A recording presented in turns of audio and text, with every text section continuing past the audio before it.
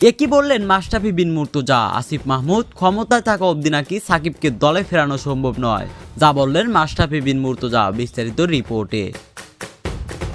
বাংলাদেশ যখন শ্রীলঙ্কার বিপক্ষে টি-20তে বড় ব্যবধানে হারে, ঠিক তখনই আরেক প্রান্তে আলো ছড়ান সাকিব। সাকিবের সেরা কামব্যাকের দিনে সোশ্যাল মিডিয়ায় তোলফাড় উঠেছিল বেশ ধারালোভাবে। অন্যদিকে একই দিনে বাংলাদেশ হারায় সাকিবকে জাতীয় দলে ফেরানোর স্বপ্ন বুনছেন ক্রিকেট প্রেমীরা। তবে আসিফ মাহমুদ সজীব ভুঁইয়ার জন্যই বর্তমানে জাতীয় দলে ফিরতে পারছে না সাকিব, এমনটাই দাবি করেন মাশরাফি বিন মুর্তজা। মাশরাফি বিন মুর্তজা বলেন, সাকিবকে দলে ফেরানোর সুযোগ রয়েছে, কিন্তু বর্তমানে ক্ষমতায় থাকা কিছু নতুন নায়কের অভাবে বাংলাদেশের কিংবদন্তি নিজের দল থেকে বিস্মৃত।